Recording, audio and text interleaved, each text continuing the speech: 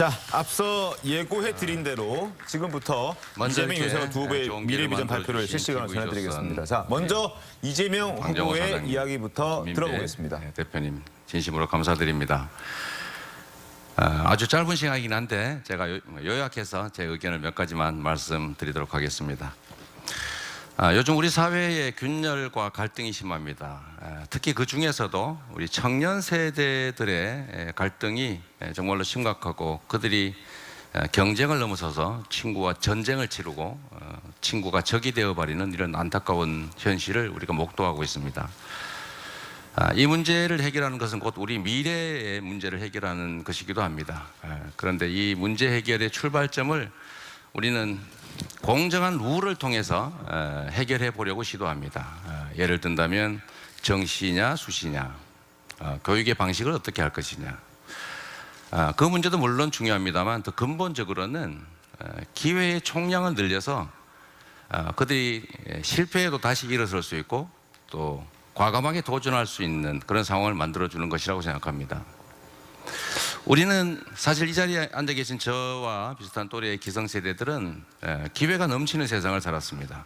비록 현실은 어려웠을지라도 우리가 내일은 오늘보다 더 낫다라는 생각 때문에 희망을 갖고 도전했고 또 그래서 상당한 성취를 이루어냈습니다.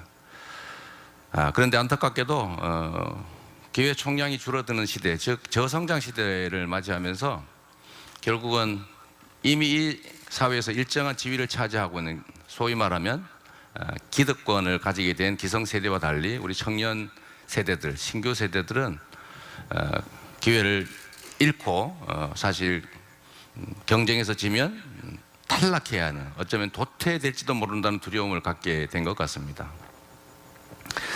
그래서 저는 문제 해결의 첫 출발점을 공정한 경쟁도 중요한데 합리적 경쟁이 가능한 기회가 좀 충분한 사회로, 좀 더 직설적으로 얘기하면 다시 성장을 회복해서 지속적으로 성장하는 사회로 가야 된다라고 결론을 냈습니다. 지속적으로 성장하는 사회, 과거 우리 기성세대가 누렸던 정말 연 7%, 10%에 이르는 큰 고도 성장을 우리가 기대하기는 어렵지만 그래도 우리가 0%대 어쩌면 나중에 맞게 될 마이너스 성장을 넘어서서 최소한의 기회가 보장되는 적정한 성장으로 회복할 길을 찾아야 되겠다는 게 저의 생각입니다.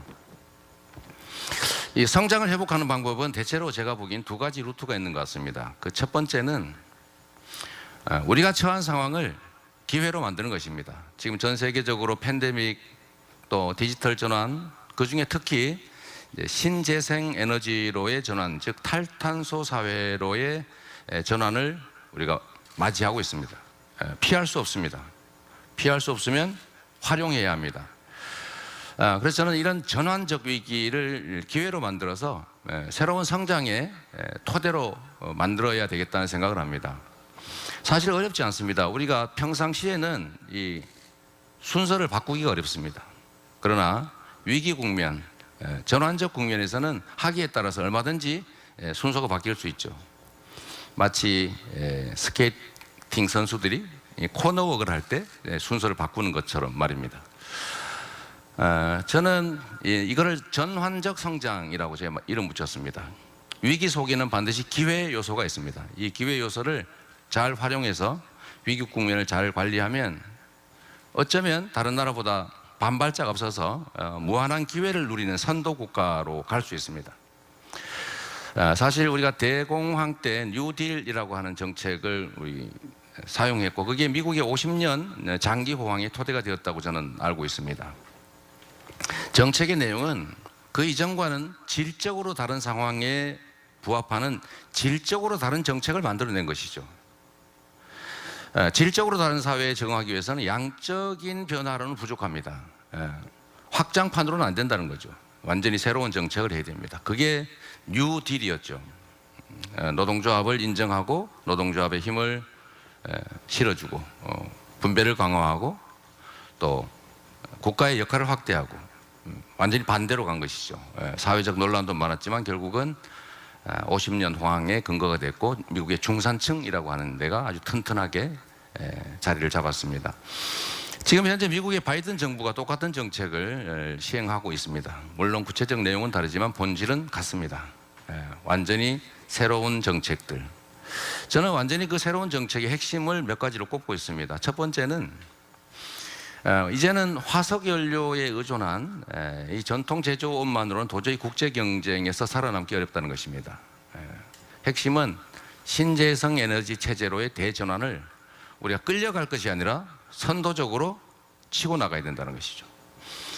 디지털 대전환으로 표현되는 4차 산업혁명 시대 역시 우리가 새롭게 준비해야 된다는 것입니다.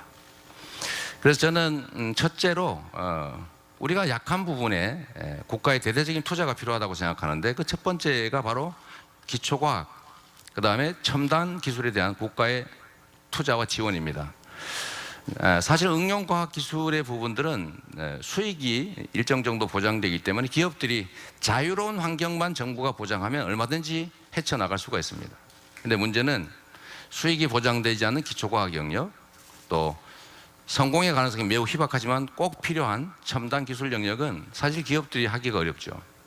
이 부분을 국가의 대대적인 투자와 지원을 통해서 새로운 디지털 대전환의 시대를 준비해야 된다라는 것입니다. 두 번째는 역시 인프라 구축입니다. 예를 들면 우리가 지금은 석탄 발전소, 또 원자력 발전소, 가스 발전소 이런 것들 어딘가에 대규모로 만든 다음에 이걸 전기를 생산해 전국에 분산합니다. 근데 이제는 이런 방식으로 살아남을 수 없는 거죠. 앞으로는 각 지역에서 태양광, 풍력, 지열 필요하면 바이오매스까지 포함해서 재생에너지를 전국의 어디서나 누구나 자유롭게 생산하고 또 그걸 자유롭게 팔고 또 기업들은 R200이라고 하는 이 시대적 추세에 적응할 수 있도록 해주는 것이죠. 그러기 위해서는 결국은 이 전력망 자체가 완전히 바뀌어야 됩니다. 그래서 제가 이거를 에너지 고속도로라고 이름을 붙였습니다. 박정희 시대의 산업화를 위한 고속도로, 김대중 정부의 정부화 고속도로. 그게 지금 우리나라의 ICT 산업의 토대가 되지 않았습니까? 이제 앞으로는 신재생 에너지 시대, 탈탄소 시대에는 국민 누구나 에너지를 생산해서 전국 어디서나 생산된 재생에너지들이 저축되고 축적되고 또는 사용되고 기존의 화석 연료들을 대체할 수 있게 해줘야 됩니다. 국가가 아마 에너지 고속도로의 지능형 그 전력망에 대해서 저희 추산으로 한 10조 원 정도를 투자하면 아마 재생에너지 관련 산업들이 생산, 유통, 판매 등을 포함해서 약 40조 원 정도의 새로운 산업들을 만들어낼 수 있을 것이다 라고 기대할 수 있습니다. 세 번째는 이게 역시 중요한데 이건 디지털 전환과 관련된 부분이 많은데요. 미래형 인재를 양성해야 된다는 것입니다. 미래형 인재. 미래형 인재들은 기업 산업 현장에서는 필요한 인재들이 있는데 교육 현장은 그 필요한 인재가 아니라 과거형 인재들을 지금 공급하고 있죠. 미스매칭이 발생합니다. 그래서 교육 체제를 대폭 혁신해서 현장에서 필요한 미래형 인재를 양성해야 됩니다. 세 번째는 역시 자율 규제가 필요합니다. 규제는 시장의 효율성을 올리고 경쟁을 효율화하기 위해서도 필요합니다. 그러나 또 경쟁과 효율을 제한하는 규제라면 사실은 그거는 폐지하는 게 맞죠. 속도가 중요한 미래 시대에는 기술 개발이나 또 신산업 창출이나 새로운 시장 진출에 공무원들이 예측하지 못한 요소가 너무 많습니다. 그래서 어떤 것만 해라 이런 방식으로는 도저히 적응할 수 없는 거죠. 이런 거 예상되는 문제점이 있는 것들은 빼고 나머지는 자유롭게 하라. 소위 이런 네거티브 방식의 규제로 전환해야 됩니다. 그래야 창의와 혁신이 가능하고 신산업 창출이 가능할 겁니다. 그리고 또 한 가지 마지막으로 제가 말씀드리고 싶은 것은 공정성장이라는 개념입니다. 지금까지는 전환성장을 말씀드렸다면 공정성장의 핵심은 이렇습니다. 우리 사회의 자원과 기회들이 비효율적으로 양극화되어서 격차가 너무 심하다. 결국은 효율을 방해하고 사람들을 좌절하게 한다. 공정한 룰을 만들고 격차를 해소하고 양극화를 완화하는 것이 곧 새로운 성장의 모멘텀이 될 수 있다. 이런 말씀을 제가 드리고 싶은 겁니다. 시간이 16초밖에 안 남아서 결론을 말씀드리도록 하겠습니다. 우리는 새로운 시대로 가야 합니다. 그것이 과거의 확장판이 아니라 질적으로 새로운 사회이기 때문에 완전히 질적으로 새로운 대안들을 만들어내서 새로운 시대, 희망 있는 시대, 다시 성장하는 시대, 지속 가능한 사회로 가야 된다는 것이 저의 생각입니다. 네, 고맙습니다. Thank you, Mr. 이재명, for the great presentation. 이재명 후보님 좋은 말씀 감사합니다.